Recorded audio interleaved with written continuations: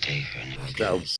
hey guys, it's Dave from What an Excellent Day for a Podcast. And tonight we have a lawyer turned award-winning author, producer, journalist, if I've heard correctly, and screenwriter, Miss Liani Kotcher. Is that correct? Hello, you got it perfect. And I feel like after that intro, I'm a jack of all trades, which I think I am now. But Yeah, I love it's that. yeah. When you came up, we were discussing like because we like to talk about all things horror. Yeah, And we realize we don't, we haven't really touched in the books very much. So when yeah, we found out we had an opportunity with an actual horror writer like that, just, yeah, let's do it. So, I love and that. I'm glad I get to be one of your first authors. yes. So, yes, thank you very much for coming on. I guess for those who haven't heard of you, you care to give us the 50-cent introduction? Yeah, absolutely. So my name is Liani Kotcher. I'm a former trial attorney of over a decade, and I switched to writing thriller horror probably about 4 or 5 years ago.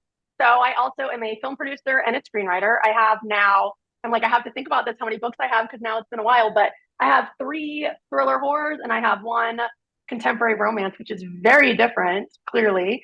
And yeah, I also have a TikTok. I'm a blogger, influencer, Instagrammer. I did do a little bit of journalism and media in there in between as well. So, like I said, kind of a jack of all trades. I also have a horror podcast, although we have been slacking. We are not as good as you guys are So, as far as just keeping things consistent. But I am so excited to talk about all things horror, especially this time of year, which is the greatest time of year. yeah, it's as we mentioned before, for a lot of people, horror is just an all year round thing, but there is something a little extra special about it this month. So I guess where did your transition come from? I mean, that's a bit of a jump going from lawyer to again best-selling All author. writer, yeah, no, I think I've always book and I used to have like those black and white composition notebooks and I used to write stories all the time. Even from like I think elementary school, I still have them. And I was in high school, junior high, I took a bunch of creative writing classes. I went to University of Florida for college and I took some more creative writing classes and some film classes. So I think I've always like really had this creative bug. I've always loved movies, especially horror movies. But I came from, a background where we didn't have a lot of money. Very, I would say like middle class, lower middle class. And my parents were amazing. My mom was a school teacher. My dad was a substitute teacher, and they were super supportive. But it was kind of like, okay, when you graduate college, you're on your own, so you better get a real job. So I'm like an '80s baby, like old school. I don't know how many of our listeners will relate to this, but back in my day, you had to get like a job as a lawyer, a doctor, whatever. Those Yes. real professional jobs, and so my parents really pushed me towards that. And I think because I loved writing so much, for me, law seemed like a really natural fit because Hmm. it's so much writing and researching a lot of the same skills that you do as a writer, but it's very different from creative writing. And I really did actually enjoy being a lawyer. I worked at an amazing law firm. I still, to this day, keep in touch with a lot of my colleagues. They've actually been incredibly supportive of my new career. But probably maybe like 6 years into it, I just realized in my heart that something was missing. That as much as I did enjoy my law job, and there were a lot of really cool things about it, I had a lot of experiences I didn't have growing up. Like I never really flew in planes that much, and as a Okay. lawyer, like I got to fly all over the world. They fly you first class. I stayed at like the Ritz. I mean, all these really incredible experiences, but I just knew that it wasn't like my passion. And so I started taking kind of on a whim. I started taking night classes. I lived in Dallas at the time, so I enrolled at SMU. They had a creative writing program. So I did that for about 2 years just to see like, is this really something that I'm interested in? Could I really do this as a career? And then I wrote my first book when we talked about the contemporary romance. Okay. And I self-published it. And at the time there was like no social media, no Instagram, there was no Amazon ads, no Facebook ads. And so it kind of tanked. Like the readers that found it really liked it, but this was like 2012. There weren't even really indie authors at the time. Like there wasn't Colleen Hoover, there was none of that. And so I was like, okay, I really like this. I'm not sure I can make a living. So I kept going back to law, kept, doing all my cases, all of that. And eventually I just was like, this is just, even if I can't make a living, like I got to just give this a shot. And I eventually actually worked with a career coach, which was a really cool experience. But I think I needed the tools and kind of the motivation to really make that leap. Because at that point, I'd been at my firm for over 10 years and I'd gotten so comfortable. Just in my career, I felt really good about what I was doing. I was making a great living, but I just wasn't really happy. And so working with the coach, we kind of talked about like safety nets. What would I do if I didn't succeed as a writer? What could I fall back on? And I got really comfortable with the idea of like, you only live once, like let's make a go at this. And it's not the worst thing in the world. Like I wasn't burning any bridges and I could always go back to being a lawyer if I had to. And so 2018, I believe was the year that I cut the, whatever, sniffed the wire, whatever you want to say, and made the leap. And I've been doing it full time ever since. And I would not go. I mean, you couldn't pay me enough money to go back to being a lawyer at this point. I love what I do. Yeah, it's kind of always been a dream of mine as well. Something involving creating writing. Actually, my bucket Yeah, list is at a bare minimum, if I never make a movie, I'm at least going to have a screenplay that I'm attached to. I love So, that. I love that for you. I think you should well, 100% go after it. so I figured the whole podcasting thing is a nice starting point to, I guess, get involved with talking to people more. In a sense, it's almost like public speaking, which I was never good at.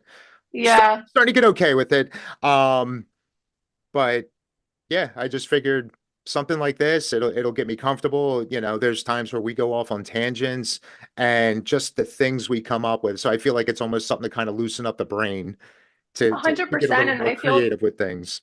100%. And I feel like there's really a lot to be said with being a part of the community. So like even before, same as you, even before I made that leap, I was like involved on, I mean, it's Bookstagram was Instagram back in the day. Hmm.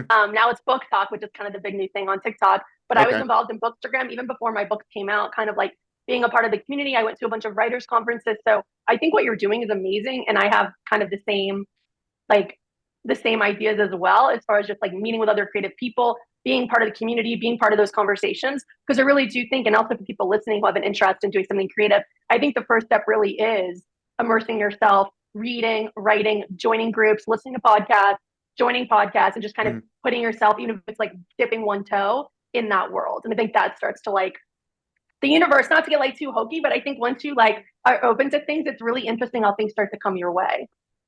Yeah, I'm in the earliest stages of believing in the whole manifesting and whatnot. So we'll see what happens. Like you said, only live once. Believe in it. Yeah, no, I'm like a master man. I really like manifesting.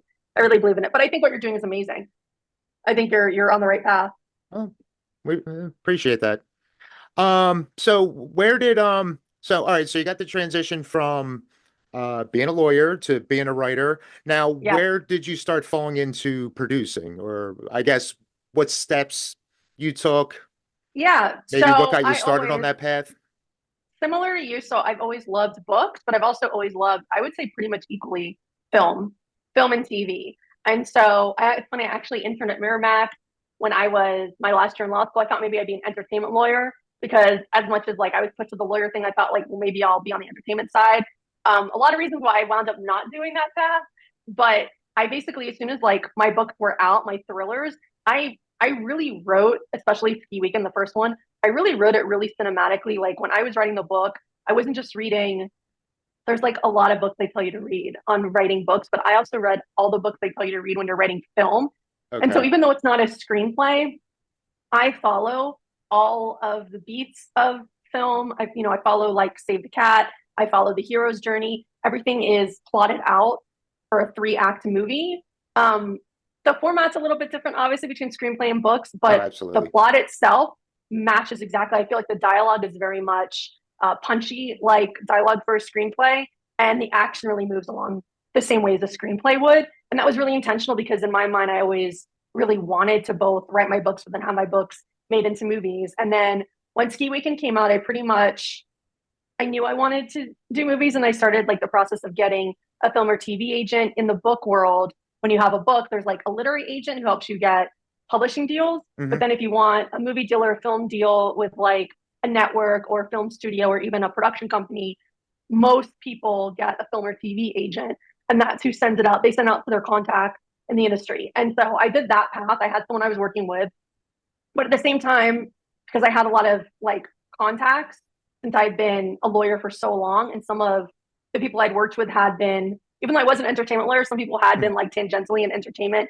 Yeah. or like I'm in California, so a lot of my friends in San Francisco know people in LA or have friends in LA, and I thought I didn't have a lot of like people to send to, but once I started making my list, and this is what I would encourage anyone to do who's trying to sell a book into film or TV, I literally made a list of every single person I knew that like either I thought might be doing something in film or TV or might have a connection. So like even if someone was in PR, but I knew that like they might do film and TV PR. Like I made it as broad as possible. I went on LinkedIn and searched all my connections, like who is connected to who, even first, even second. I went on my Instagram. I mean, I literally went through every single thing I had. And I just started emailing and texting every person in the world, like, are you doing this? Are you doing film and TV? Do you know someone who's doing film and TV? Could you connect me with anyone? And everyone who said even like a remote, like, sure, I'd love to look at it, or I don't know if I'm doing this, but like, why don't you send it to me and I'll see? Because like sometimes I go to these things and talk to people. I sent everyone a copy of Ski Weekend, and I made these really cute little packages because I think like presentation is important. But I fired off like probably 100 copies of Ski Weekend, and I had a release party in LA as well, and I invited all the same people to the release party. Um, and what wound up happening is one of the people that I sent the book to, and I thought there was not a chance in hell that they would be interested, just because he's so like so senior in the space. It's the guys who did the Saw movies. Okay. So Oren Cools, who's like one of those two producers of Saw, he's like one of the main two guys at Evolution. He was actually a former client of mine. So I sent it to him thinking like he was always such a great guy that maybe he would help guide me or like connect me with someone. I Hmm. really didn't think there was any chance that he would actually want to help with the movie. And he wound up showing up. Like I sent him an invite to the party. He totally blew me off. Like I never heard from him. Um, he's a really busy guy, but it was very funny. And he just showed up at the last minute, like sent me a text 3 hours before the party and was like, I'm gonna come. It's still happening, right? I'm like, yes, it is. And he's like, well, I want to come and bring my wife and my son. And I said, sure, of course. Like, I'd love to see you. Bring whoever. And his son, who is a retired hockey player, who I didn't know at the time, was transitioning to film producing. And so he came up to me at the party. I didn't even know that he had a copy of the book. And he said, oh my God, when my dad said he was invited to this party, I had to come because I read your book. Like it was sitting on my dad's desk and I fell in love with it. And I would love to talk to you more about it. And so super like really amazing moment. But again, it was like that didn't just fall in my lap. That was like I kind of put it out there and I feel like it came back. Um through, work. It didn't, I think you have to put effort into it. And through our conversations, they kind of asked me like, what are your thoughts? Like what involvement do you want? And I knew from the beginning I wanted to be really hands-on as much as possible. And so we agreed like I would come on as an executive producer. I also wanted to write the screenplay, and they really talked me out of it because they were like, you're a first time author. This is highly unusual for you to even be attached as an EP. Like, maybe you should take that win and go. But I Excuse was me, like, no, I lightning really, can strike twice. come on, like, let me do both. And they kept saying no, no, no, no, no. And then eventually, as it kind of went on, and I was like, let me just try. And so I did write the first draft of that. And then right now we're just in the process of finding someone to come on like as a more seasoned screenwriter and kind of clean it up and polish it. But it's super exciting. And then through that experience, I'm now working on, oh, I should put this is Ski Weekends. I'm holding up the book for any listeners. And then I'm now in the process of working on Summer Rental, which is my second thriller. And that one I'm working on the screenplay right now. So Okay. I'm definitely more hands-on on Summer Rental. But yeah, I think like I know everyone's different and I don't know like listeners which way their heart goes. I mean, some people like to write and then I've got friends that write these books and then they sell the rights for the film and TV and they never want to talk about it ever again. Like if it's made, that's great. They don't really care. They're cashing the check and they're moving on. Yeah. But for me, I just really want both. Like I'm so passionate about both mediums that I'll take no money to make the movie. Like that's how much I want to see it happen. But I think it's not for everyone. I think it's everyone, everyone has their own, I think, moves in life and their own ideas of like what's success for them or where they see their career going. Yeah. I mean, yeah, for some people it's solely they just want to do it for the cash grab. But it Yeah, does. I would say, oh, sorry. So the other thing too is also like a lot of people when they get really disenfranchised because they'll sell it and then it never gets made. That's the other kind of like pitfall. That's why I'm very hands on because I really want it made. Okay, sorry, I Yeah. don't want to cut you off. That was just like already rolling in my mind. Oh, no, no, no, that's fine. This is your night. Um, and it does kind of sound like I don't know if you remember. I want to say a couple years ago, which probably means it was 20 years ago, but there was it was one of the earlier viral things I heard about on the internet about the kid who, basically started with a paperclip and traded his way into a house. I don't know if you ever heard What? that story or remember it. It No. was like No. some experiment he was doing online. And yeah, he would go to someone with a paperclip and he's like, "Hey, I'll trade you. What would you trade this paperclip for?" And someone offered him a pencil. Then he went around, he traded the pencil and would get something slightly bigger and bigger and bigger. His whole plan was to trade his way into a house. Now, he he did pull it off. It did kind of feel a little cheaty because after when he was about halfway there, it got to the point where there were news stories about him. So now people are just giving him things to, Yeah. for the sake of it. But hey, bless I him. mean, I Like, like it. I yeah. like it. And it sounds like you almost did something similar to that. You just kind of reached out to everyone, didn't matter how big or small they were. But if they were in the business, anybody, could just take you to that next person who has a little more power, a little more, whatever. And yeah, now there you go. Now was it ski weekend? Yeah, ski weekend. Is so is that's still in production or what's the Yeah, status of that? so that one's in pre-production. That's with Oren and his son Miles. Okay. So right now we're still in the process of like the screenplay. The first draft is done. We're working to attach more like seasoned screenwriters to kind of Mhm. polish it, and that's where we're on that. And then Summer Rental is just in the screenplay stage. Okay. So there for that, there's no like estimated release window. Not yet. I guess not Not until it gets yet. shot and then they'll assess from there what Yeah. post-production is going to be and all that. Yeah. All right. I mean, hopefully 20 end of 2025, but Okay. stuff is slow, and hopefully we don't get another strike because that Yeah. also slowed a lot of stuff down. I mean, I feel horrible for everyone who was, seriously impacted, but it Yes. wasn't fun for anyone even related, like on the sides of the industry, like myself. Yeah, you get like the higher end of it. Yeah, they could probably survive a few months, Yeah, whatever. But there's people that, do it for a living and, in a sense, work paycheck to paycheck, a you hundred know, percent. no matter if they're in the system or not. Um, so where did your love of horror come from? Was there a specific movie, actor or actress? Yes, Like what gave you yes. that spark that you were like all in with this? So I feel like my story is kind of funny. It's almost like a trauma overcoming type of story with horror, but I I can very clearly trace it back to I was about 5 or 6 years old. My older brother, who's 4 years older than me, was home alone. I think he was like, I guess, babysitting or whatever. And Nightmare on Elm Street was like the big movie at the time. And my brother did not want to watch it alone. And so he made me watch it. And I was like, I mean, I can't even tell you how traumatized I was as a child by Freddy Krueger. Like, I couldn't sleep with the lights off. I even up through like middle school, I think I never wanted to be home alone. Like I was just a complete freak show. If I even saw his face, I would have like total PTSD. And then at some point, like later on, maybe like junior, senior year in high school, it kind of changed. Where I almost like dared myself to watch it again as like an older person at 17 or 18. And I just something about the process of like watching the whole thing and still being alive at the end and not like dying from a heart attack from fear made me kind of fall in love with it.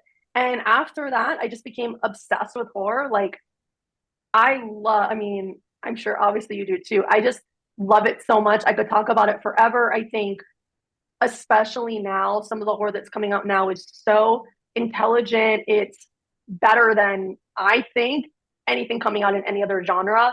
Um, I think the storytelling is incredible. I think the way that horror is able to be super nuanced and talk about things like our fears as human beings, our views on society, but to do it in such like I almost get chills thinking about it. It's done in such like a almost like a hidden way where it's not in your face like anything else.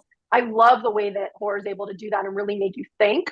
And I also love the feeling you get like when you watch a horror movie and at the end you're like still alive and still okay. And even though you saw all this horrible shit happen on the screen, like you're good and you get to like walk out of the theater or turn the TV off and like hang out with your family and your kids or your dogs or whatever. I just love it. It's like getting off a roller coaster. It's like for me, it's this amazing feeling of euphoria when I Hmm. watch something really scary and I turn it off.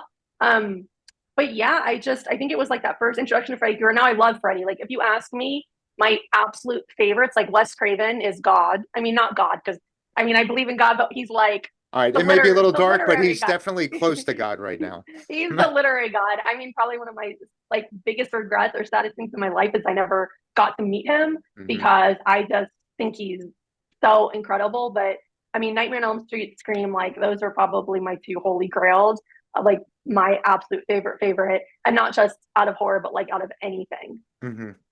Yeah, it's now I just feel a little more psycho because my story's similar. I I want to hear what's your story. so so I was 10 when Nightmare came out. So by the time it came on HBO, I was probably like 11, 11, Yeah, yeah, but it was probably somewhere in that range. Um, so I have a sister that's like 2 years younger, and Gen X kids. So "Oh, I don't feel like sleeping," and that's just because we knew mom finally got her alone time, and yeah, she was going to watch something. So we wanted to watch TV too. So there was one yeah, night where my sister actually went to bed. I'm like, no, I'm not ready for this. Let's go down and see what mom's doing. So I said, I can't sleep. So she said, you know what? Have a seat. She's like, a new movie's coming on HBO. She's like, just shut up. I'll give you 20 minutes and then you have to go to bed. So it was the yeah. premiere of Nightmare. Oh my Um, God, I can't believe your mom did it to you. again, Gen X kid, there were very, we weren't allowed to see boobies, but anything else was pretty much on the table. Um, so we sat down, and not only did I make it past the 20-minute mark, I guess I managed to keep quiet enough that she wasn't like, all right, get back upstairs. Yeah, I kind of make her sound abusive, but no. Um, we were interrupting her alone time. So I made it through the whole movie, and this was like 10, 11 o'clock at night when it started. Yeah, I got through the whole movie. She's like, all right, now go to bed. I go upstairs. I didn't sleep all night because it suddenly became Christmas Eve. The whole night I'm laying there, I'm like, I can't wait to tell the guys about what I just saw. I don't know what it was. Now, Poltergeist came out when I was 8. I couldn't yeah. sleep for days over that. Really? And it wasn't even the clown thing. Okay. I It never was, thought it was that scary. yeah, I don't know. It just struck a nerve with me. It's That, so funny what scares people and what doesn't. but fast forward 2, 3 years later, a movie about a burned up guy that kills you in your sleep. And the only reason I didn't is because I was too excited. So Yeah, you were fine. Hey, can we talk about what a badass your mom is? She's like just chilling at home by herself, watching Nightmare on Elm Street. That's yeah, pretty tough. it, it anytime I think about it, it does seem weird though, because she was never really a horror person. My dad kind of was. I have an uncle that I was very close to. Same thing. He was into adventure, kind of teetering in the horror, but Yeah, my mom, she wasn't opposed to it, but thinking about it, yeah, it's weird that I guess she just heard it was this movie that hit big in theaters, and but my dad, like, we would sit and watch The Thing. Um, what else? I don't even remember, like Christine. Actually, apparently he watched a lot of John Carpenter movies, now that I think about it. But yeah. anyhow, so yeah, that's awesome though, that was the And movie that's that a also broke horror. you. That's like a horror too. That's not even like a footstep, like a little Yeah, bit in the door of horror. yeah. That's a You're legit getting one. mutilated in your bed. So, Yeah, that's a legit. I mean, that whole scene with the blood geyser coming out, and I mean, whew. and what's the joke I've heard? That's the second worst thing to happen to Johnny Depp in the bedroom. Never mind. All right, so That's actually really good. I've never heard that one. yeah, this is once in a while you get something good off the internet. So what about is there like a specific subgenre that you lean towards? Like, Man, is it I really, slashers or is it more the psychological end of things, found footage? you know what's funny? I think so. I love slashers.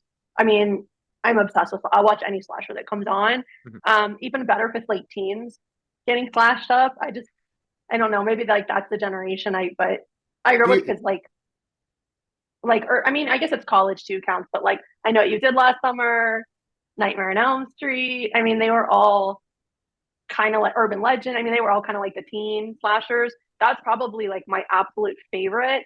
But to be honest, I'm pretty broad in what I like. Like, I love creature features. I mean, Aliens, the second one is probably one of my all-time favorite movies ever made. I just that movie, James Cameron, it's so incredible. And like that's what I'm saying. Like that movie, I don't care how snobby you are. Like a lot of people, horror, horror, horror. That movie goes head to toe with any movie ever made. I mean, that movie is I can't cinematic disagree with that. genius.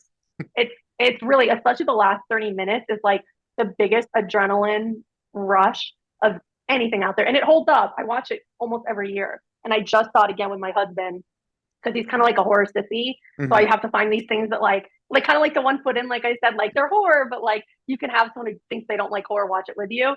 That movie holds up. We just saw it like 3 weeks ago. Um, so I love creature features. I really like those. I love psychological horror, like um, what was it called? Get Out. I thought was Yes. brilliant. Hereditary. I don't know. Hereditary is kind of a mix between psychological and also demons, like possession. Whatever But it is, it just sticks with you that movie forever. scared the shit out of me. I mean, I don't get scared. I really don't. I mean, there's very few movies that I would say really scare me anymore. That movie scared the shit out of me, and I like, ugh, I couldn't get that one out of my head for like a couple of weeks. Um, the only things I would say, like, I mean, there's so much I like. The things I kind of steer away from, to be honest, is I'm not a huge fan. I have seen a bunch of it just because I like to see everything just Mhm. broadly as a creative. I like to see what's out there, especially if people are raving about it. I'm not a huge fan of torture porn. Like I can do Texas Chainsaw because I think they're actually really interesting, and I really the first one I thought was amazing, and I love the whole. Again, I like how horror does this. I like how it was almost like an anti-factory farming kind of Mhm. anti-meat. If you really get to the bottom of that, like that's really what was underlying that, like treating people like we treat cattle, which Oh I thought yeah, was yeah.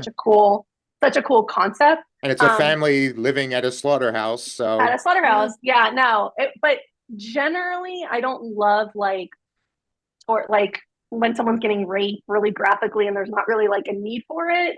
I don't love that. Um, and I don't love like when someone a character I really like is like getting the shit tortured out of them. Like, you know, their eyeballs are getting pulled and their gut like I don't know, it's okay to kill them, but like I think there's a line. And I know some people love it, like I have like a podcast too. We do like a lot of thrillers and stuff and intro horror. And my co-host loves gore. Like that's like his thing. So like I don't poo-poo it or whatever. Like it's just not my favorite thing, oh but yeah, I yeah. respect it. And there's some of it I do like. And I would say the other one that this is just because it really scares me because I believe in it is I don't love demon possession movies like or I don't love poltergeist haunted houses just because I actually believe that that could happen, and so it Okay. kind of freaks me out.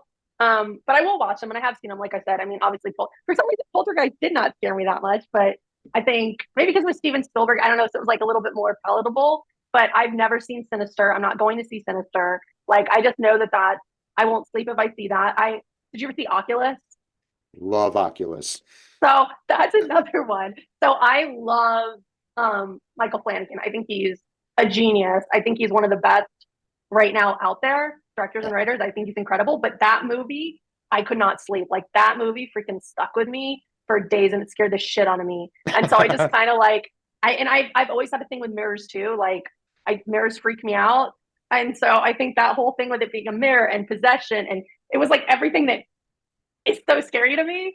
I try to avoid those. But like I said, if everyone's talking about it, I'm gonna watch it, even if Yeah. it's like one of those subgenres, because like I have FOMO and I want to know what everyone's talking about. But otherwise, I will generally avoid them. What about you though? I feel like I'm sorry. What's your? You're gonna be like torture porn. That's my favorite thing.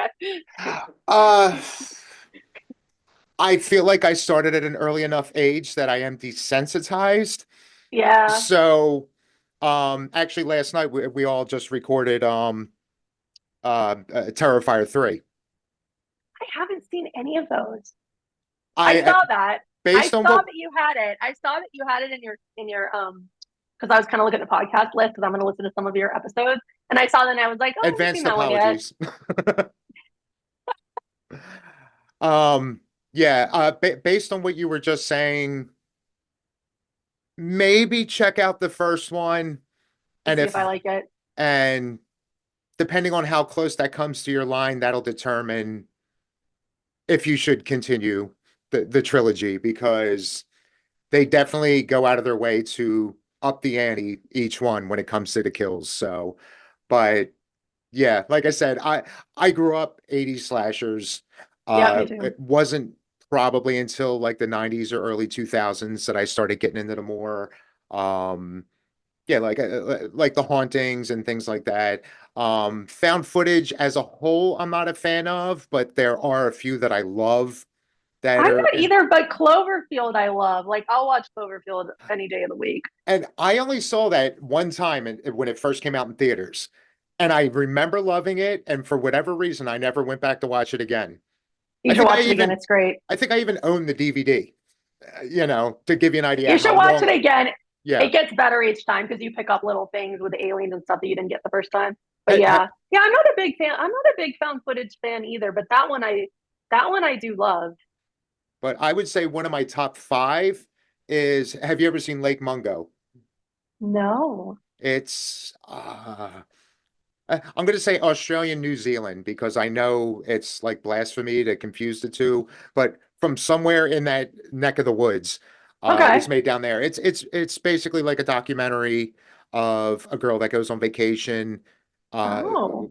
to a Oh. lake with her family, and this is all like in the opening, and she goes out for a swim and is never heard from again. And it's just documenting this family, and on paper, I don't think I would have ever given it a shot, but a lot of shows I was listening to where I had a lot in common with their taste said Yeah. it's a must watch, and nothing really happens in it. It does play as like a straight documentary, but at the end it just kind of sits with you. Lake And Mungo. Okay. I'm gonna that's put on my another list. one. That's another one when I saw it, and this was 5, 6 years ago when I saw it for the first time. And that's another one. I didn't sleep for 2 nights because Like, there was okay. specifically one scene that every time I closed my eyes, it was burned into my brain. Okay. Okay. I'm But gonna watch it. it's just one of those you walk away pretty uncomfortable. So if you're willing to give a found footage, mockumentary style movie a shot, we would definitely recommend that. Well, What about wait, myself what and else is here? uh What else is in like your top five? Or my, just my your top, like, I would say my number one is Martyrs. oh Uh, my God. I don't think I can watch. So my other but little the thing I do, 2008 one, the original one. okay. Okay. The other thing I do is I always read, like, if I'm not sure if I can handle it, I read the Wikipedia. So I know everything that's going to happen. And that one seems so dark. But I know it's on my list because I know it's so, like, popular. People love that movie. Um, but I'm nervous. And that's I'm one nervous. that's another one I avoided because um I I usually watch movies with subtitles because I'm an old man. I don't always hear things properly, so I Yeah. figure with my half vision and my half hearing combined, I can get through the movie and understand what's going on. But I was never huge into foreign films. Like when I Yeah. have to read subtitles, I'm usually turned off by it. But again, this was one that a lot of people that I respected their opinions were saying it's a must watch, and you need a shower afterwards. Okay. It's a very uncomfortable movie, but it's That's what I've heard. so good. So That's what I've heard. Martyrs, and I yes, think it's like Eden Lake, or there's another one that's kind of similar too. Eden Lake, I was a Where's little disappointed with. okay, It but was similar in tone, or we supposed to be. I think what burned me on that one was because you know how you have the whole trope, like, why don't they just get out of the house? Yeah, that's in my book, by the way. That's so funny. Eden Lake is a movie of why don't you just go?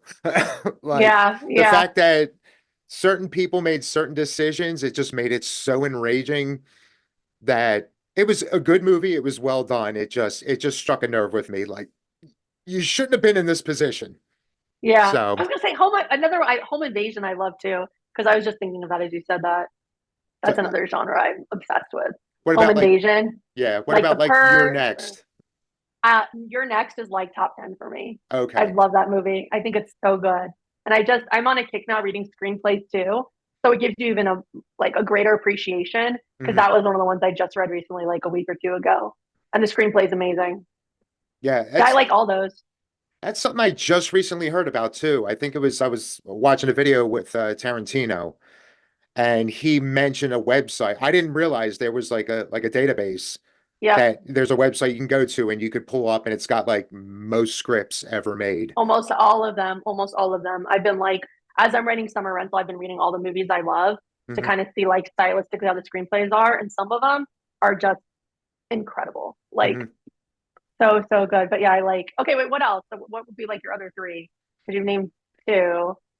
I most people don't, but I'm a huge fan of Devil's Rejects. I have not seen that. I do love House of a Thousand Corpses, but I think Devil's Rejects, I don't know what it was about that. I just liked it more. Is that So all Rob Zombie? Is that who does those? yeah, House of a Thousand Corpses was his Yeah. first directorial attempt, and then Devil's Rejects was like the sequel to that. Even though it I was, liked his Halloweens. I liked his Halloweens, but I haven't seen those. yeah, most people seem to shit on his Halloween movies. I like them. I love all. I mean, there's not the only Halloween I didn't really like is three because I just think it's so weird. But I know some people like it. I know some people like Season of the Witch. It's not my thing. But every It's other a good one I've movie, loved. but it had no place being a Halloween movie unless they stuck with the anthology idea. The one that's funny that's like probably after the original Halloween is my second favorite, and everyone shits on it, but I think it's so good, is H2O. I watch H2O every single year because to me, it's very nostalgic and it reminds me of like the 90s, which I love. I love, love, love 90s horror, but a lot of people shit on that one. I don't That know. was another one we just recently were talking about. And we were talking about because, it's all about the final girl. And we realized we should start giving some attention to like, the guys who make it Yeah, through. And that was a yeah, huge one for me. LL and H2O, even though he didn't do a lot, but the fact that, he had his contribution and he made it through the movie. he did. Like He if for did. no other reason. And I think my favorite, I wouldn't say it's my favorite Halloween, but my favorite thing about it is it's the first time they did it right. Because I I agree. remember I for love it. years saying before that, like, when you get them down, just cut their fucking head off. Like, The and other thing about it, I agree with you. No, I told you the other thing I think they did really well with that movie. But I know, I mean, I know it's controversial, but whatever. yeah. I don't care. I think the setup was really great in that movie. Like they took their time. Like if I just watched it again like last week, it's like up to like the 45 or 50-minute mark before shit starts happening. Like before Mhm. he shows up and people start dying. So they do a whole thing of like 45 minutes where they lay out the whole story of like they're isolated now in this place in California. It's her son. It's now his 17th birthday. Her whole background, why she's now here. And then, like, I get like, I love the scene when the buses are pulling out and the music goes on. And then it's like, it gets dark and you just know it's about to go down. Like, I don't know. I just think the pacing on it was great. And then from the time he shows up, like then it's like action act like nonstop again, almost like Aliens. Like I Yeah, don't know, I think they nailed it. I love, and to me that's how Aliens also the pacing of Aliens. Like it's very very slow until the until last it's like not. 30, and then you're like holy shit, like I need like this is really bad. Like I'm gonna have a heart attack. But I felt like the pacing was very similar, and it's funny like when I wrote Spring Harvest, one of the reasons why I wrote it was like I was watching H2O 2 years ago with my husband who hates like doesn't really like horror. I have to like pick and choose and another friend who's not like a horror person, and they both loved it because it was more, almost more action than horror. Like the last, I mean, it's very. If it wasn't Michael Myers, it's like, and it was just like a regular like killer or something, like a serial Mhm. killer you're escaping from, like a bad person. The beats are very much follow like a typical action movie, and it made me think. And I was like, I want to write an action thriller. That's what Spring Harvest is like an Okay. action thriller. Um, but yeah, no. Okay, so you're okay. So those are your. Wait, you have one more. You have one more top movie here. I have, you know what? I think it was our first. No, I'm sorry. So when the four of us first met, just to sit down and have a meeting Yeah. about even doing a show, see if we hit it off, we decided to just hit record on one of our phones. And that was the topic they threw in, yeah, one of the guys suggested. All right, we'll just name our top five movies, see how we flow together. Yep. I couldn't pick five, and I still don't think I can because it's so in rotation. Like Yeah, I feel it's a that. revolving door with that. But yeah, let's round off your list. I feel that. Well, I think I have the same problem as you, but I know for sure that Scream and Nightmare on Elm Street, number one, are definitely in the top five. after that, I feel the same way as you. There's so many movies that I love that I get a little like I'm not totally sure. Like I know what Jeepers Creepers is for sure one of my absolute favorites. I know it's not like super PC to say that because the director and creator is like a It's you got to separate the pedophile. art from the Yeah, artist. I know. Yeah. That's a hard one. I always feel weird saying it because he's just so gross, but that movie is so good. Like it's so simple and it's so good. Um, I also really love Aliens. I think that's definitely up there for me. I just think it's a total masterpiece of a movie. Um, I'm trying to think like it gets really hard. Like I really like I Know What You Did Last Summer, not because it's such a great movie, but because again, it's so nostalgic for me. Hmm. Um, it's I mean, I watched that one again. It's another one I tend to watch the movies over and over and over, like a crazy person. Hmm. But that's one I probably watch all the time. Halloween H2O is another like I'm like a weird chick. Like I like these are like my comfort movies. So not necessarily that I would say like those are the best. I mean, Scream and Nightmare on Elm Street are two of the best movies ever made. I don't care what anyone says. Like out of any genre, these other ones are more just like they're comfort movies to me. Like I just really like them and they make me feel like all cozy inside. Yeah. So for sentimental reasons, I think they're up there in the top five.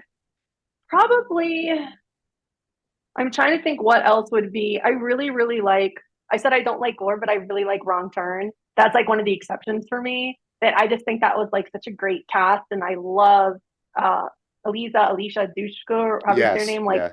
I just am such a big fan of hers, and so that one I think is definitely up there for me as well. We also talked about what is it, the one, the home invasion one that you said, and I was like, yes, Oh, not you're next.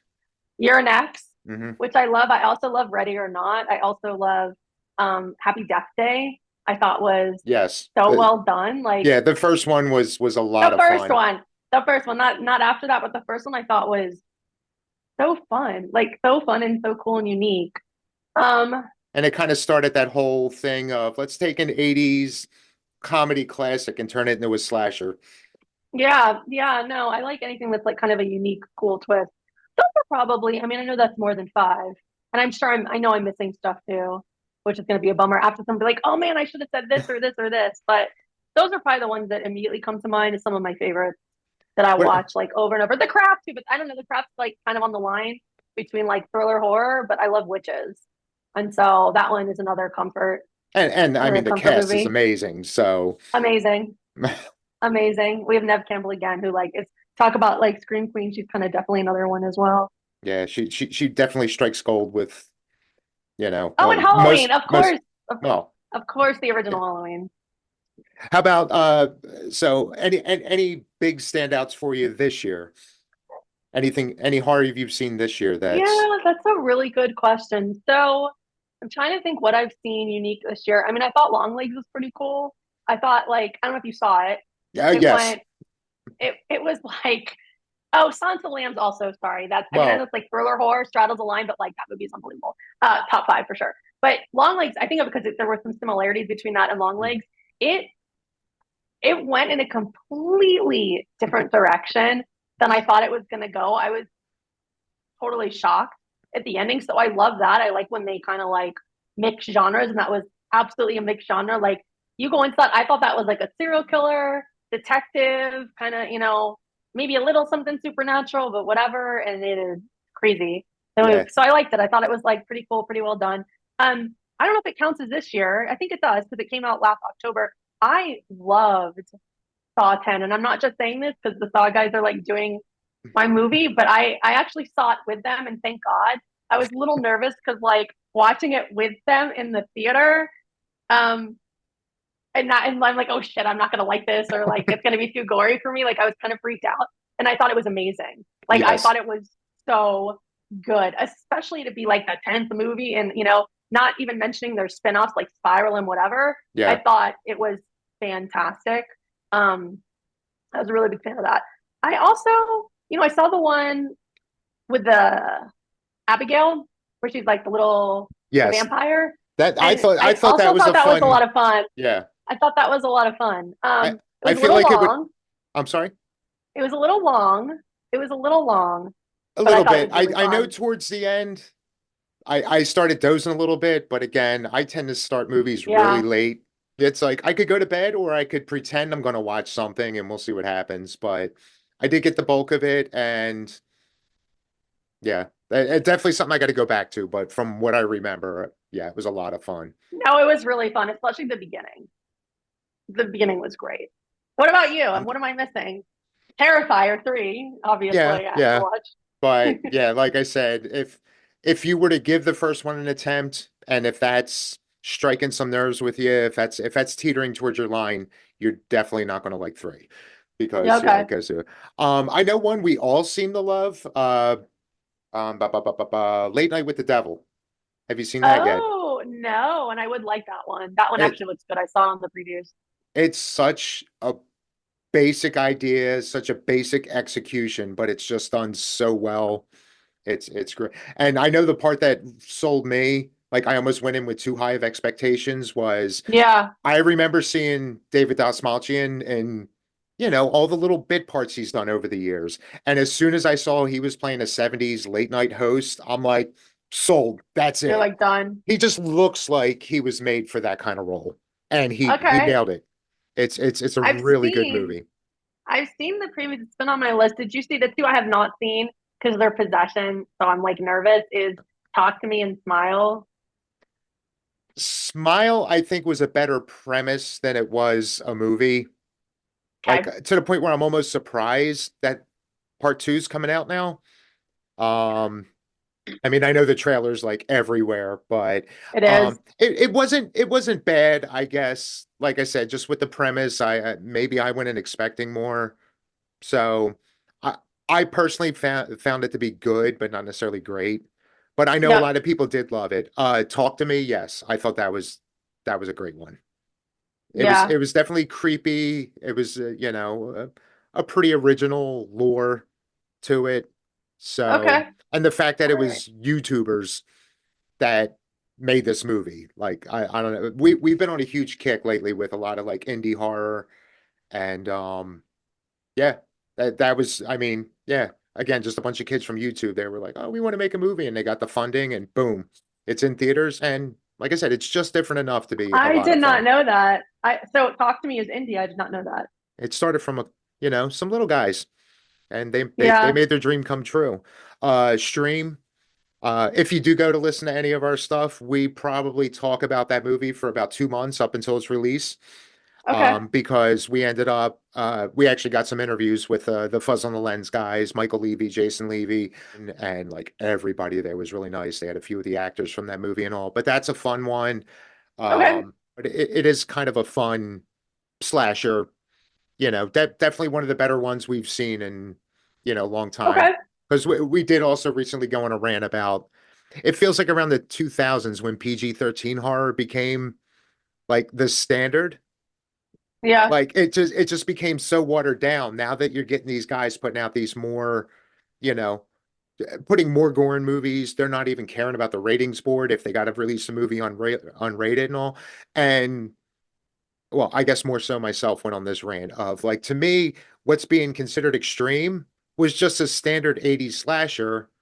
It's just they have better resources today to make it look better. Yeah, that makes sense.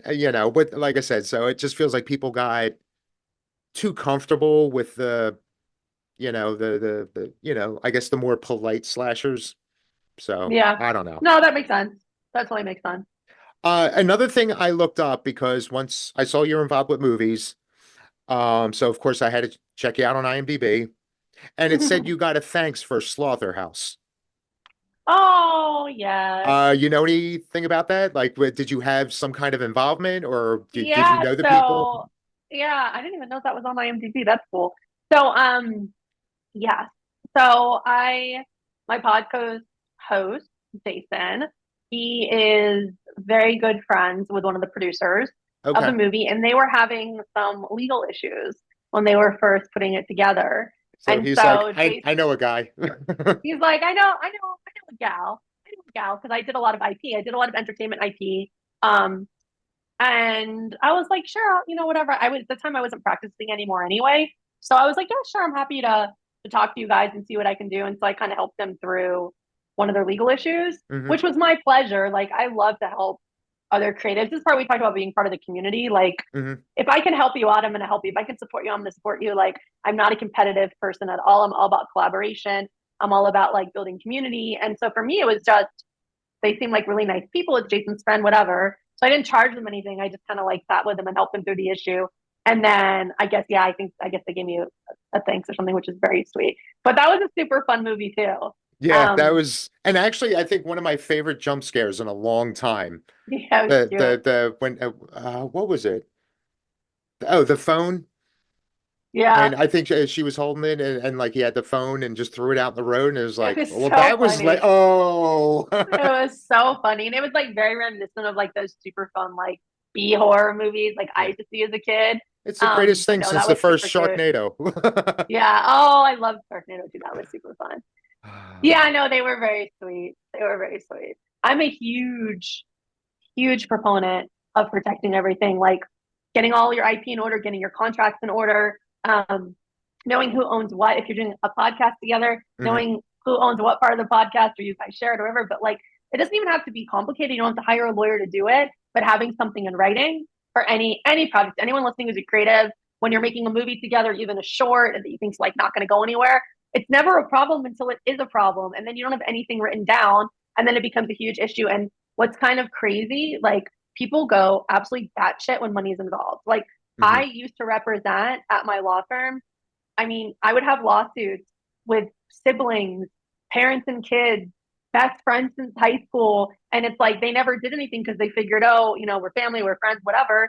But it's like as soon as all of a sudden now your thing's worth $50 million, now all of a sudden, that friendship is not what you thought it was because now everyone wants control and everyone wants the money and everyone's angry at each other.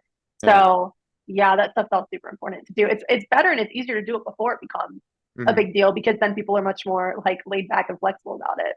Yeah, I think right now we're toying with coming up with ideas for like, basic like merch stuff and things like Totally, that. super And if we fun. find out there is like a calling for it, but whether or not people want to give us money with our name or faces on it, we'll find out. And if that's the case, we're going to start looking into maybe stepping things up a little bit.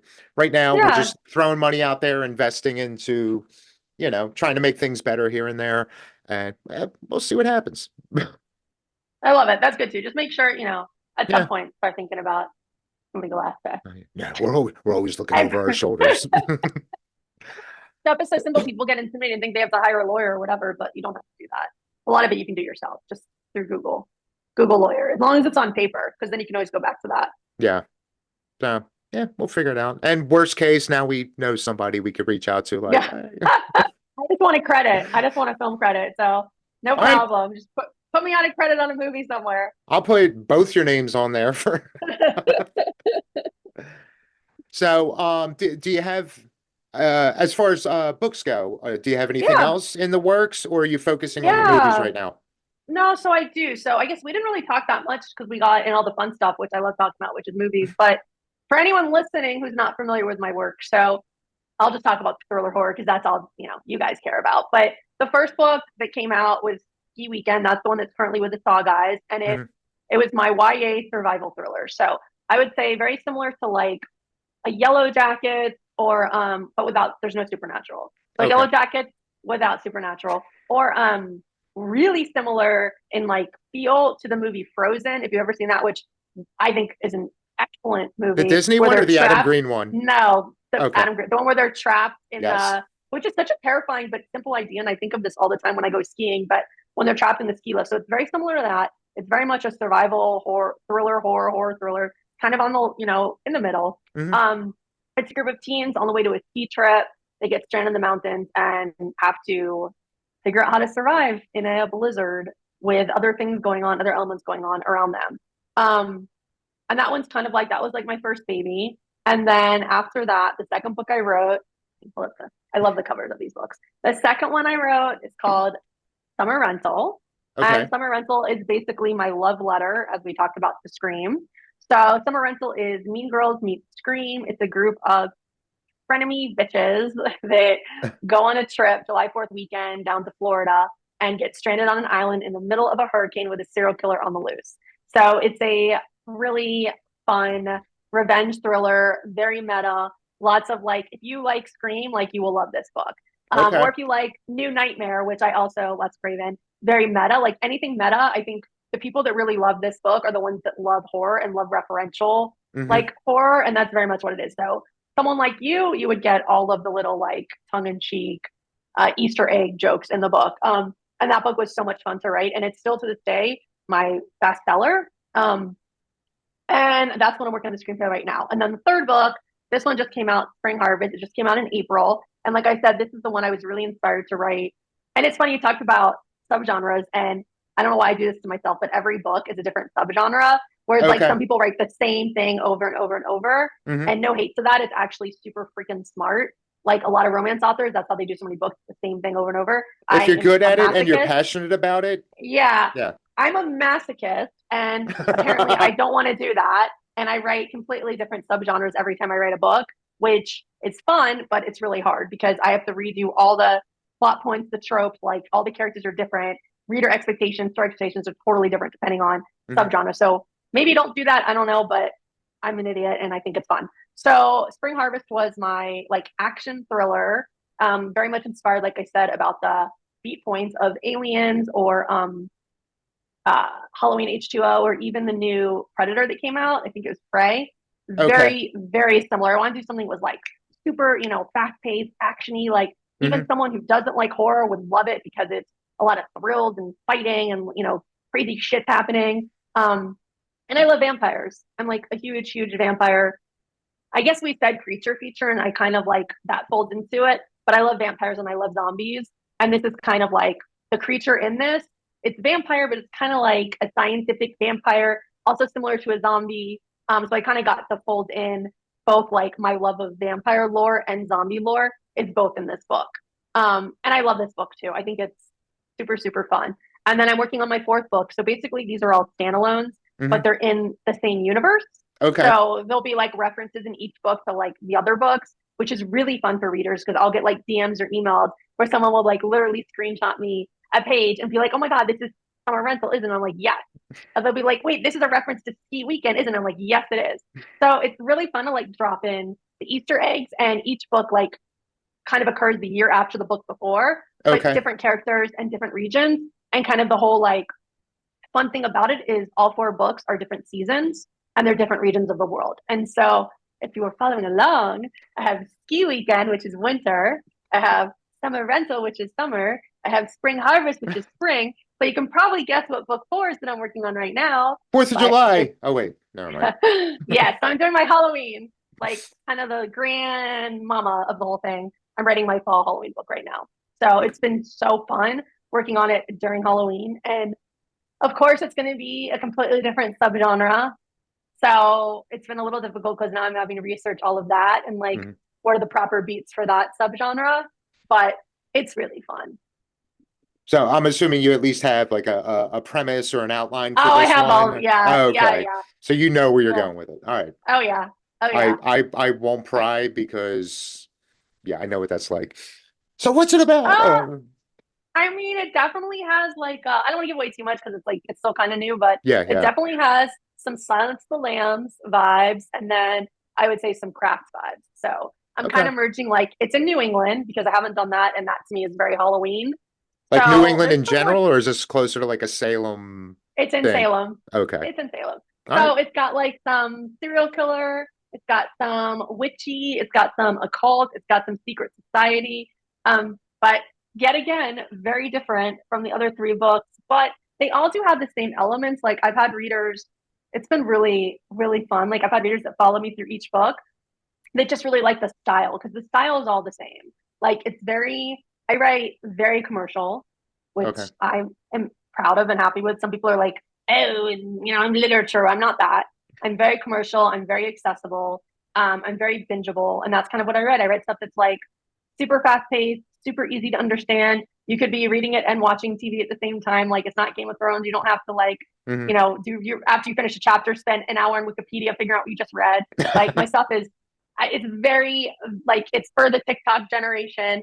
But I also one thing I'm really proud about in my books is I also think as an artist it's really important to like have a worldview or have some kind of like theme that's gonna hopefully resonate with readers. And I'm the same as you, as you said, like I want to leave the world better than I found it. And so I do like to weave in social commentary in my books. It's not like in your face and it's not political, but it's like little things that I think would make the world a little bit better. Like in Okay. Ski Weekend, there's very much the theme of not judging people, which I am a firm believer in, and really taking the time to getting to know one another because I really do think like at the end of the day, we're all human and we all probably have more commonalities than we do differences, but we're so quick to judge. Like you Oh look at yeah. someone and they look different and you're like, that person's nothing like me. Like we have nothing in common. You don't even spend time getting to know them. Or like you get in a cab, you don't even talk to the cab driver because like we don't have anything in common. I'm like on my way or my day or whatever.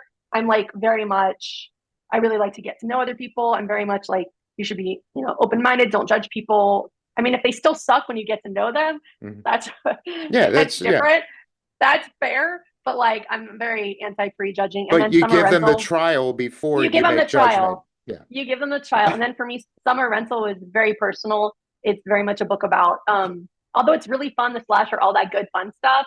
There is a very strong theme about bullying and Okay. toxic female friendships because I had that happen to me in high school. I have two stepdaughters. It happened to them in high school and college. It's a really horrible thing that a lot of women and girls go through. Hmm. And so I wanted to write a book that really talked about that. And so that's kind of woven in there. And then Spring Harvest, we talked about. It's funny because I think it's like a little bit Texas Chainsaw. I'm very like into animal welfare Okay. and like I'm super anti animal abuse and animal torture. And so Spring Harvest has a lot of those themes in the book. So yeah, I like kind of like putting that in my stories and my horror.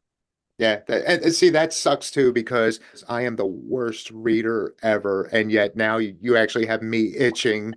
Like you definitely got my interest with these. So Audiobook. it, You it can do an it's audiobook. An audiobook would appeal to you because I actually have a lot of friends that don't read books but will do audiobooks because it's very cinematic. Like the one who did my narrator for Summer Rental is incredible. She's a voice actor. So like you listen to it and it just sounds like you're watching a movie. So mhm. I would recommend an audiobook and then you can listen to it in the car. You can listen to it while you're doing emails, while you're at the gym. I have so many friends, especially in film. A lot of my film friends will not read books. Um, and so they all get the audiobook. And to them, it's like it feels very cinematic. And you gotta let me know what you think. And when it comes, I never actually even thought about it. Like for audiobooks, how much of a say do you have in who does the narration? Like, Yeah, it really depends on the publisher. So like with Ski Weekend, I really didn't have much of a say at all. They I told them who I thought would be good, and they were like, yeah, whatever, Liani. And then they did give me the name, and I looked her up, and she's done a lot of big books, so I was pretty happy with it. Like she's narrated a lot of like big best-selling books, and I listened because you can listen to clips on Audible, and I was like, you mhm. know what, she's pretty good. I'll let them do their thing. And then with Summer Rental, I did that book myself, the audiobook, and Oh, so okay. it was super fun. I like had my producer hat on, Hmm. kind of similar to a movie. Like I basically put up an audition script and I auditioned like 50 voice actors. And then I just picked the one that I thought was the best. And she's incredible. And I think she did a really awesome job. And then I worked with her and with the editor. Hmm. There's, like the editor who works with you to kind of Yeah, like yeah. put it all together.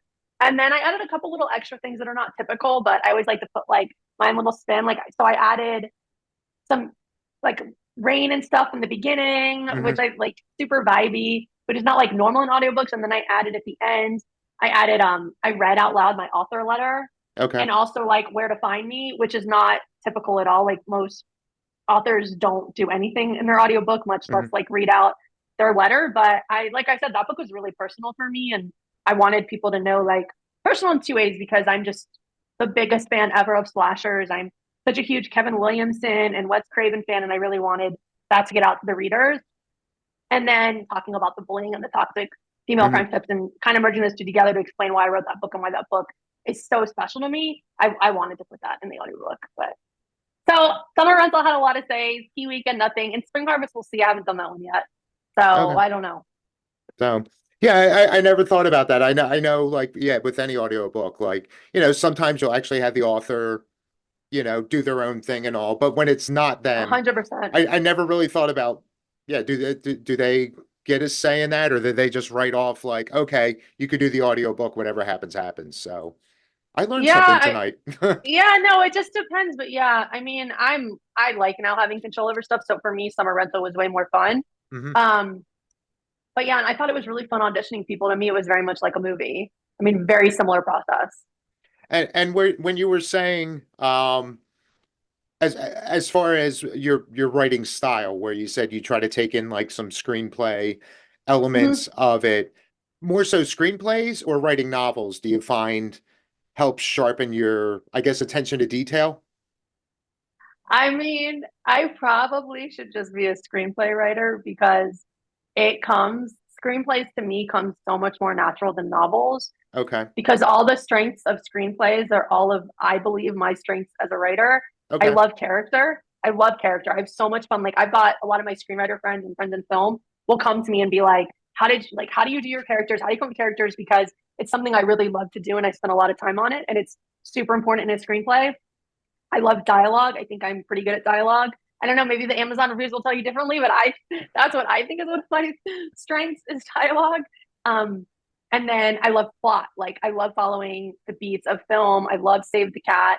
I love the hero's journey, and I Hmm. follow it. And the 3 act structure, I follow it pretty religiously. Okay. And then the things that are really are a struggle for me every time I write is description and interior monologue. And you don't need either one of those things really in a screenplay. I mean, the description of the screenplay is like 2 lines. And actually, the rule is like shorter is better. Like Hmm. as short and as simple as possible just to set the scene, and that's it. Hmm. And a book is completely different. Like a book, it's like super long and flowery. And like, especially if you're writing fantasy, it's like, this is why you probably were a slow reader. And I get slow on this too. It's like, 10 pages of description. Or if you're Stephen King, it's 10 pages about what someone did when they were 2 years old. I mean, and I love Yeah. Stephen King. I love Stephen King. Don't get me wrong; he's like one of my favorites. But it's like it's so But much, and but that that's just doesn't come why, naturally to me. yeah, that's why all of every adaptation of his books that's true to the book is usually a miniseries. Oh yeah, Just to there's get no way. all that, All the backstory, description, yeah, to get all that in there. all the I, backstory. No, so I would say for me, screen. I mean, I'm gonna write novels forever because I do. It's just harder for me. It's harder for me, but I do love it. I do love novels. I love like the intimacy of reading a book. I'm the biggest book fan, myself as well. And I think there's like it's one of the only mediums that you can do all yourself. Like almost mhm. everything else, like even this podcast, you're probably going to send to an editor, or maybe one of you guys is the editor. But it's like it's kind of a team. You have to have. You don't have to have a guest, but you want to have a guest. It's like there's a lot of you have your other co-hosts. So like, Mhm. there's a lot of moving parts and other people involved. Like a book is one of the only things still. I mean, there are people like your editor and blah blah blah, but like you kind of control that, or at least if you're self-pub or indie, you do. And even if you're traditional, you still to some extent have control over that. It's one I, of the one things you can like put out on your own. yeah, I would assume like an editor is more so guidance, giving Yeah, recommendations on things, but I would imagine some people, if what they're suggesting is too much of a stray from what you're trying to get at, like then you could just say, no, I like it my way. I'm yeah. I assuming. Maybe mean, I'm just naive. no, it depends. So, like for indie, yes. Like if you're doing it yourself, yes. If you're with a traditional publisher, yes and no. Like I mean, they could say, fine, if you don't make the changes, we're not going to publish your book. But you still, I think, have the choice to decide what you want to do. But yes, I would say like it's no one's going to force you. I mean, your deal might be over, but that's okay. And then with my indie books, I have an editor that I love and trust, and like for the most part, even if I don't agree with her, I usually do make her changes because I know that she's really, really good and she's probably right. But there's a couple things I push back on. Yeah. But yeah, books, that's the one thing you can put it out. A movie is much harder. Much harder and takes lots of money. Even the small budgety people are still spending, hundreds of thousands of dollars to do their movie. Yeah, it seems like creatives are definitely getting a little more muscle lately over Yeah. top of like the huge system. Like, I feel like this is a good time to, yeah, be a writer in any way. Because It's the best time. yeah, This is like, I always say, I used to do these writer rooms where people would ask questions and stuff and I would try and answer and people would ask for advice. And I would always say, this is the golden age of being a creative. We've never, ever lived in a time period with such opportunity for writers of all mediums. Yeah. But the ability now to be able to write something, fund it yourself, and go direct to consumer without, if you don't want to, you don't need a film studio. You don't need a traditional publisher. You can do, I mean, it's a lot of work, sure, but it is possible. And you can distribute it. Not only do you not know those people to fund it or whatever, you don't have people to distribute. You can go directly to your audience. You can directly put your book on Amazon, Barnes and Noble, whatever. You can directly put your little short up on YouTube, or you can put pieces of it on TikTok. You can directly market. You can do Facebook ads, Amazon ads. I mean, whatever you need to do, Hmm. YouTube ads. We've never lived in a time period like that. It's the most exciting time period. Like, I hope it keeps continuing that way, but that I've ever seen. Like I said, I did my first book in 2011. There was no ability at the time to really reach people, and now it's like the sky's the limit. Yeah. Yeah. Like again, like the creators, we, we got the muscle these days. Yeah, We can put out yeah, whatever we want. totally. Um, I, I, I don't know. I'm getting like way too comfortable with this. I feel like I've had you on here for like 6 hours. So you want to run through some rapid fire and Yeah, I'll let you yeah. go Let's on with do your it. evening. Let's do it. All Okay, right. I'm ready. Okay. So you said you're a child of the 80s. I was going to make it more generic and also DeLorean pulls up to your front door. You can go to any year. What is it? I think in 1998. That was when I was a senior in high school. I Okay. think I'd like to see that again. I'm definitely not going forward. No, because I don't know what the future is. Now, I want to take my time as to whatever's going to happen in the next few years. So, yeah, definitely got to go Yeah. backwards. Stranded on a desert island. You can only survive on what food? What is it? Dark chocolate. Ooh, okay, okay. I'm like a freak for chocolate. I love chocolate. It's like, it's very bad. It's But one dark of is healthy. Dark is healthy. It yes, doesn't have to have sugar or milk or anything in it. yeah. It's I hear it's cacao much. beans. I hear it actually helps your heart. So it just happens to be amazing It too. does. Yeah. It does. You heard right. Although I read Yes, that I on will the live on dark internet, so chocolate. who knows what that actually amounts to. Um, what's one person, dead or alive, that you would want to collab with? Oh my God, Wes Craven. Okay. Because you said dad. I You should have said known dad. that. Yeah. If you said alive, I would say Kevin Williamson or Mike Flanagan or maybe Reese Witherspoon. I know she's not a horror girl, but I feel like maybe I She's could make her a horror girl. she's dabbled in some horror adjacent. She did So fear. I mean, yeah, she did fear. yeah. And who'd have thought that Marky Mark would have walked away with a huge career like he did from that I movie? mean, it's really unbelievable. Who would have thought the New Kids Reject would have became like the biggest one of all of them? It's really, he's a hustler though. He Yeah, deserves it. that's what He's it a sounds hustler. like. Yeah. Um, so I guess you were around for like the tail end of, video stores. Oh yeah, Blockbuster, of course. I still have my So, Blockbuster card. so what's one movie that you watched solely because you like the box art? Sleepaway Camp. Okay, okay. And I will say Sleepaway Camp too because she had the Freddy claw Yes, in the backpack. yes. I thought that was pretty cool. Yeah, that was I keep forgetting that was two and not three. I always get those two mixed up because That they was came out too. back She's to like, back. Yeah, she's got her back and then the claws yeah, hanging out. And yeah. The rip off Jason mask. I know. Well, we've established I'm like, I have a But Freddy thing. So but yeah, that yeah, definitely hooks me. all those movies were a ton of fun. And Yeah. just in the past few months, we spoke with Felissa Rose also, Oh, and no way. I love the fact that she's still, because I've heard a lot of stories about people who, they had that one huge hit many, many, many years ago, and it's just like, this is what my life's become. People just want to talk Yeah. about. She loves the fact that that's what she's known for, and she's got like That's so cool. 150, 200 credits to her name, but she's never not embraced sleepaway camp. So that just That's makes her so that much more cool. awesome. I think Ah, Heather Langenkamp is like that too. She seems awesome. Yeah, I've heard really good things about her, and she really embraces that role. Like how you said, Alicia does. Like she's done 2 documentaries on Nightmare on Elm Street, and mhm. she's now having like a resurgence, which is really cool because she did the Mike Flanagan Midnight Club, which by the way is Christopher Pike, who is like my favorite. Him and R.L. Stein are like my favorite authors as a Okay. kid, and I think she's now in a couple more of Flanagan's movies or TV shows that he's coming out with. I just saw that recently. And So she's going back to acting. I Yeah, I won't get too dramatic at this part of the talk since, we're kind of wrapping up, Since we're wrapping but up to the final. I didn't know about because that was what a miniseries that she did with Flanagan. Yeah, Midnight Club. Yep. I didn't actually hear about it until her Q&A at that convention. And Oh, she okay. was saying, because she was being asked about like, what was it like to work with Mike Flanagan? Because he's just, he's blowing up because he nails it every time. Yeah, he's great. Um, and was asking about that. And she was saying how she loved the project even more so because it hit home with her.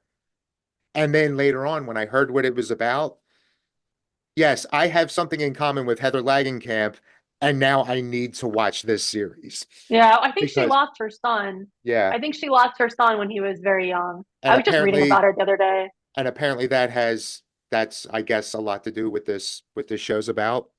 Yeah, yeah, yeah. It's about a bunch of kids in a hospice center kind of waiting to die, but it's Yeah, I didn't see the whole, to be honest. I don't know. I love her and I love Flanagan, yeah, but that was like probably one of my favorite. I mean, I'm like I would be a freak like you were with her if I ever met Christopher Pike, who is the author of the book it was based on. And so I okay, get really nervous like watching anything. And I saw a couple episodes and it wasn't like clicking. And so I just never finished it.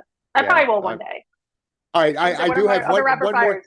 one more tangent. So you said you're not into like exorcism movies. Did you see Exorcist Believer? Well, okay, I didn't. I have to like couch that with like I'm not into them, and yet I wrote my college film thesis on The Exorcist, and Okay. have like so. I mean, I could talk about The Exorcist forever. I have so much respect for that, and like it was so brilliant, and it was so deep, and there was so much going on that like I don't think people know or talk about.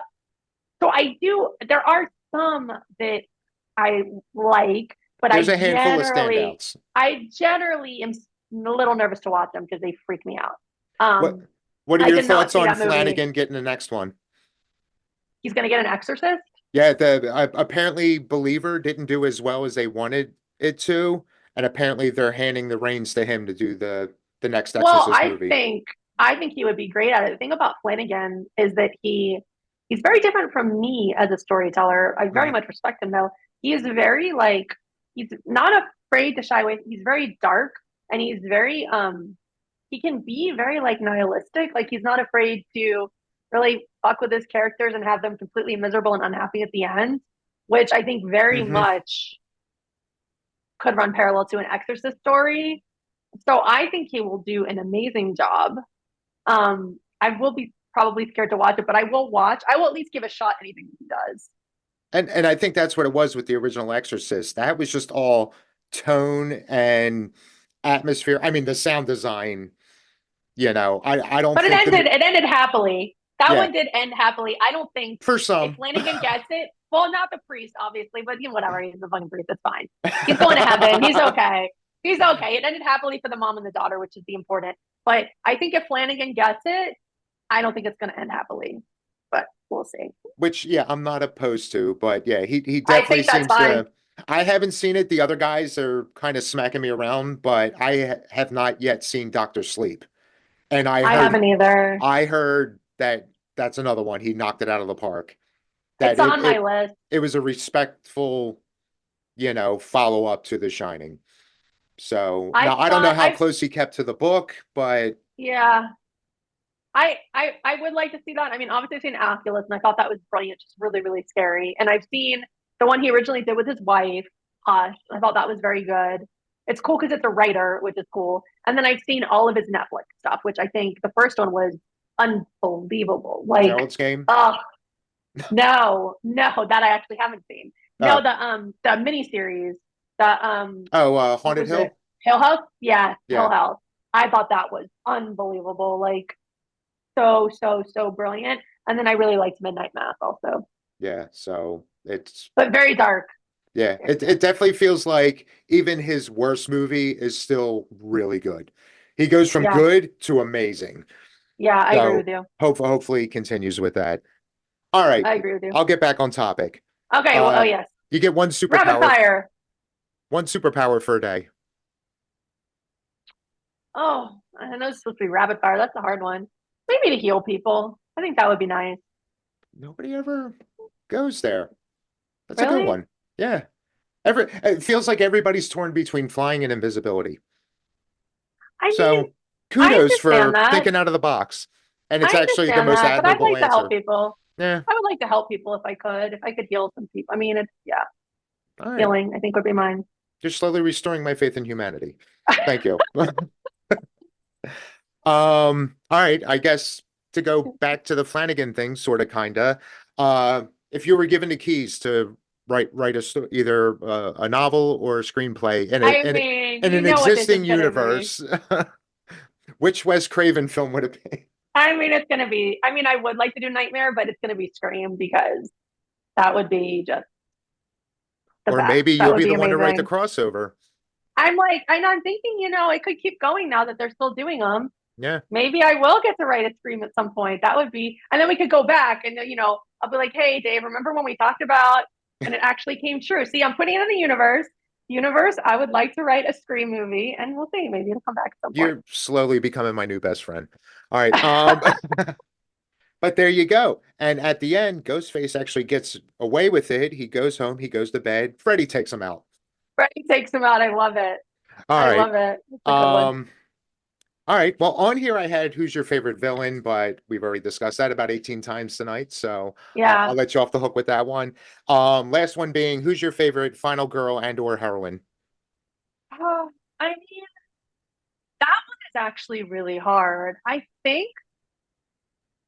I mean, part of me wants to say like Nancy, but like she really wasn't, who knows about the first one? Like she maybe did die. I mean, it's all up in the air. Like whether that was all a dream, whether the end was, I don't know. So I would say she's not really a true final girl because we don't know if she actually lived and beat Freddy, even though she came back in three, but then she died in three. So probably I love her, but probably not her Okay. because I want like someone who actually really beats the big bad. I would have to say Laurie Strode and Jamie Lee Curtis because I don't know. I really love her as an actress. I love every time she's been in Halloween. I think she's been able to breathe new life in every single reiteration of it. And I really just think she's such a badass. And like, I also really love her transformation from like being kind of like this regular, normal teenage girl in the first one to like being such a badass in all the sequels. Um, and she does seem to like consistently get the edge on Michael Myers. So I would probably say her, but but I really, really, really also like Ripley. So I would kind of Ripley's put pretty badass, so I would probably put those two. A lot of the other, as much as I love slashers, a lot of the other final girls in like a typical slasher, Mhm. they just kind of like survive. They don't always like really. I mean, other than Nancy does kind of outsmart him with all the traps and stuff. But like I said, the ending is really ambiguous on if she wins. But a lot of the times the final girls just kind of like survive. Like in the first Texas Chainsaw, like yeah, she's the final girl, but like she doesn't really do that much to actually She be the manages to final find her girl. way out of the house. Correct. She doesn't like actually do anything really badass. And that's why for me, like I really love Jamie Lee Curtis. I love Laurie Strode, and I really, really love Ripley because Ripley. I mean, I keep going back to Aliens, but like I don't know anyone more badass than her in a I feel movie. like, yeah, Ripley is like, yeah, one of the original just Unbelievable. who would act, who could watch those, and let's just say you actually ran into the character, like who would actually fuck with her after what you Yeah, see what she no, does. So yeah, no. And then John's mom in Terminator 2, she's pretty awesome too. Linda Hamilton, yeah, Sarah Connor, yep, she's pretty awesome too. But yeah, I mean now like I like the like badass like yeah, Spider Woman, and not just see, like okay I made it through, but like she fucking did some damage. and that's one of the things that has me conflicted now because again, going, yeah, whereas you're all about Wes Craven, like, yeah, we're definitely on this Terrifier high. In two and three, you have Lauren Rivera playing Sienna.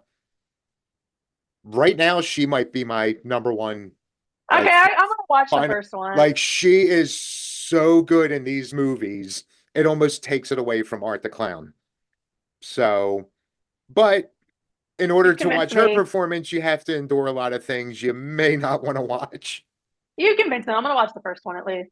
So, all right, tell you what, you check out those movies. I'm gonna pull up your audiobooks. That's what I'm gonna listen to for the rest of the Done. week. And here, shake 'em. Done. Fair trade. Shake. Shake.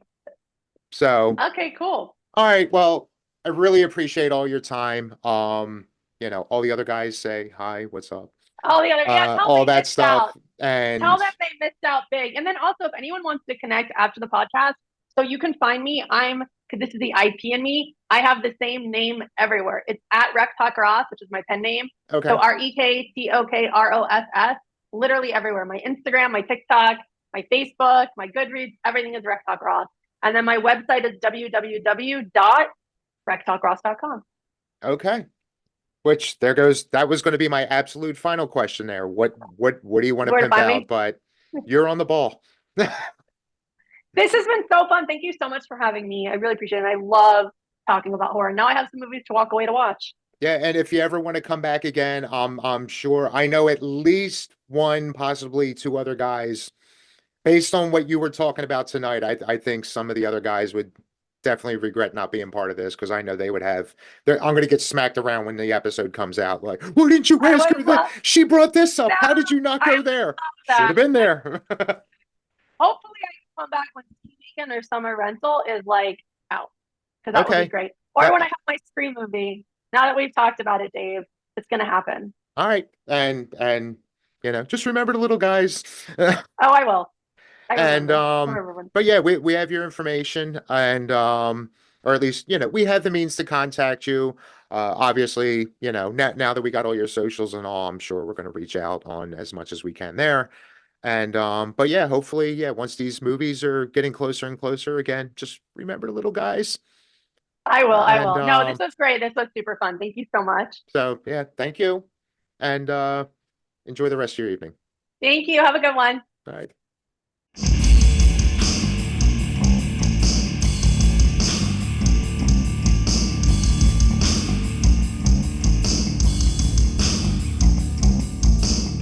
Listening to What an Excellent Day for a Podcast, where we use the number 4 to save you time. Check out our entire catalog at excellentdayforapodcast.com. Also on Spotify, Apple, Amazon, Audible, and everywhere else you listen to podcasts. Have a question? Email us at excellentdayforapodcast@gmail.com. But guys, I want to interact on social media. Excellent. See what we did there? Follow us on Twitter at ExcellentDay4A. Otherwise, search for What an Excellent Day for a Podcast to get our Facebook page, our group page, Instagram, YouTube, and our newly launched Twitch channel. Come say hello, share them all, engage.